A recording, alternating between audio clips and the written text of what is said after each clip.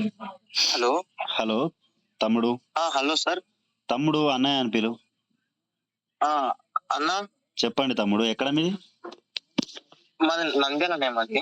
Okay, Nandyal. తమ్ముడు ఎప్పటి నుంచి చూస్తున్నావు మన వీడియోస్? ఎక్కడికెళ్ళి నీకు మన ఇన్స్టాగ్రామ్ ఐడి దొరికింది? మనం నార్మల్‌గా స్క్రోల్ చేసేటప్పుడు అప్పుడు ఒకసారి చూసింటి. ఓకే. ఒక 2 మంత్స్ బ్యాక్ అప్పటి నుంచి ఫాలో అయితుంటన్నా. ఓకే తమ్ముడు. ఓకే. ఓకే. నీకు దేవుడే మన ఐడి దొరికిచ్చుంటాడు. ఎందుకు అనంటే చాలా వరకు ఎవరైనా స్వార్థంగా ఆలోచిస్తాడు. మనం మాత్రమే పిల్లలకు డబ్బులు వేస్ట్ కావద్దు. అందరూ నిరుపేద కుటుంబాల నుంచి వచ్చారు. నేను కూడా అక్కడి నుంచి వచ్చిన కాబట్టి మీ డబ్బులు వేస్ట్ కాకుండా మనం పోయేదే చిన్న ఉద్యోగానికి. దానికి డబ్బులు కట్టి పోవడెందుకు? అవునా కాదా? అవునన్నా. అదే. సో మన తమ్ముళ్ళు ఎంతమంది ఇప్పుడు చాలా మందికి జాబ్‌లొచ్చినాయి తమ్ముడు మెరిట్ లిస్ట్‌లో. ఓకేనా? ఓకే. వాళ్ళందరికి నేను ఇదే చెప్పిన. డబ్బులు పెట్టొద్దు. నీకెలాగైతే అడిగినరో వాళ్ళని గూడా అలాగే అడిగిర్రు. మీరు సర్టిఫికేట్‌లు ఇవ్వకండి. ఫస్ట్‌లో అయితే సర్టిఫికేట్‌లు అడిగిర్రు. ఇప్పుడిగ అంతా అయిపోయింది. మిగిలింది మీరే గదా ఇగ. సర్టిఫికేట్‌లు గూడా అద్దు. సర్టిఫికేట్స్ అద్దు.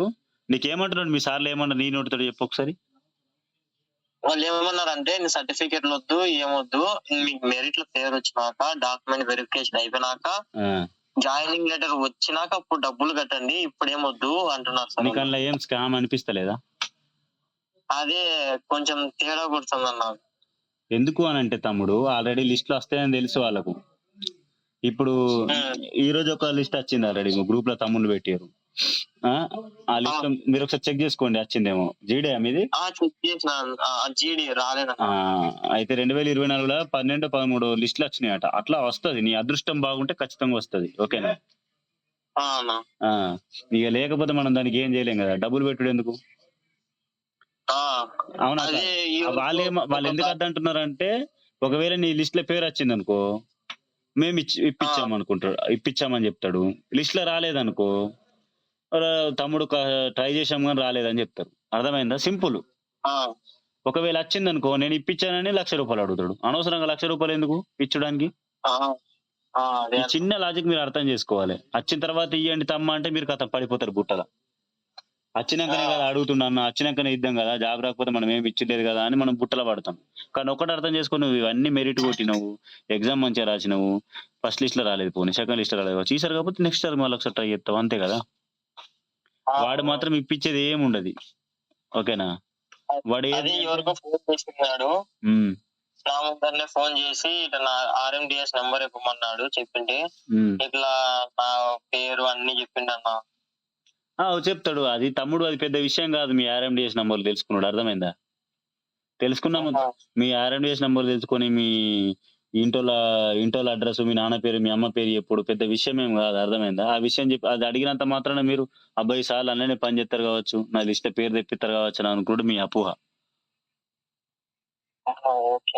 అర్థమైందా?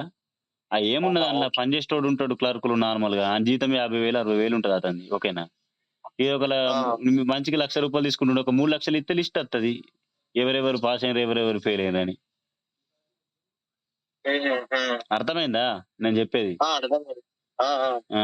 అది ఏదో దొంగతనాలు తీసి వీళ్ళకిస్తారు. వాళ్ళేమి మరి అదే పైసలు ఇస్తే మరి ఆడు పాస్ చేపిస్తారంటే ఆని చేతిలో కూడా ఉండదు, ఇచ్చేటోని చేతిలో కూడా ఉండదు మిమ్మల్ని పాస్ చేసుడు.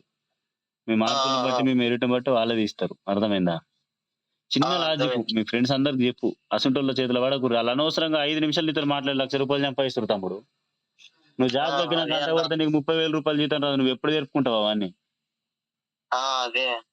అదే నువ్వు మంచిగా కనెక్ట్ అయ్యి బెస్ట్ అయిపోయింది. అందుకే నేను నీకు కాల్ చేసిన. నీకు మెసేజ్ పెడితే అర్థం కాదా అని చెప్పేసి నీకు కాల్ చేసిన. నీకు వచ్చేది ఉంటే ఖచ్చితంగా వస్తది తమ్ముడు. దానికి ఏం డౌట్ లేదు. వాళ్ళకి డబ్బులు ఇస్తేనే వస్తది, వాళ్ళని కన్సల్ట్ అయితేనే వస్తది అనుకోడు నీ అపోహ. నేను కూడా ఆర్మీలో పని చేస్తున్నా కదా, నాకు తెలుసు కదా. నేను ఎన్నో లిస్ట్ నుంచి చేస్తున్నా. నేను ఏంటంటే మనోళ్ళకి ఎవరికి అట్లా కావద్దు అని చెప్పేసి ఇలాంటి మోసాలు బాగా జరుగుతున్నాయి. నేను సాధ్యమైనంత వరకు కొంతమందిని ఆపిన. ఒక 100, 150 మంది వరకు ఆపిన ఇప్పటి వరకు డబ్బులు కట్టకుండా. ఒక్కొక్కరికి 1,00,000 లెక్కే తమ్ముడు. కోటి రూపాయల పైననే కాపాడిన నేను. అర్థమైందా? అందులో 42 క్యాండిడేట్స్ వరకు వచ్చింది జాబులు. ఓకేనా? మిగిలినందరూ వెయిటింగ్‌లో ఉన్నారు. వెయిటింగ్ లిస్ట్‌లో ఏమైనా వస్తది కావచ్చు అని. రాకపోతే నెక్స్ట్ ట్రై చేస్తారు తమ్ముడు. ఏమున్నది? పైసలు రూ. 1,00,000 అయితే ఖర్చు చేయవు కదా 6 నెలల్లో. మళ్ళీ 6 నెలల్లో వస్తాయి నోటిఫికేషన్. ఏమున్నది? రూ. 1,00,000 అంటే మామూలు విషయమా తమ్ముడు? అబ్బా అన్న అంత యాడ్ నుంచి తీసుకొస్తామన్నా. అదే కదా, జాబ్ వచ్చిందన్న సంబరంలో ఎక్కడ నువ్వు బాకీ చేస్తావు. ఆ బాకీ తీర్పాలంటే మళ్ళీ ఆ, పని చేసి తీర్పాలా. జాబ్ అనగానే నిన్ను ఇక్కడ ఆ, ఏసీ రూమ్ లో కూర్చుని పెట్టయితే జాబ్ చేపియడు, చేపిస్తాడా? అవును. ఆ, అసలు ఇది ఆ, అది మళ్ళీ ముఖ్యంగా ఆర్మీలో నీకు 24 గంటల డ్యూటీ ఉంటది. అర్థమైందా? డ్యూటీ ఉంటది, వర్కింగ్ ఉంటది, ఎన్నో ఉంటాయి. ఇంకా నీకు రెస్ట్ అనేది ఉండదు, పడుకోవడం మర్చిపో జాబ్ వచ్చిన తర్వాత. మరి అంత కష్టపడ్డ డబ్బులు తీసుకెళ్ళి ఆయన చేతిలో పెడతావా? లేదన్నా. ఆ, ధైర్యంగా ఉండు. వచ్చేది ఉంటే వస్తుంది, రాకపోతే నెక్స్ట్ టైం. అందరికి ఒక్కసారి రాదు, నాకు కూడా మూడోసారికి వచ్చింది జాబు. ఓకేనా? ఓకే అన్న.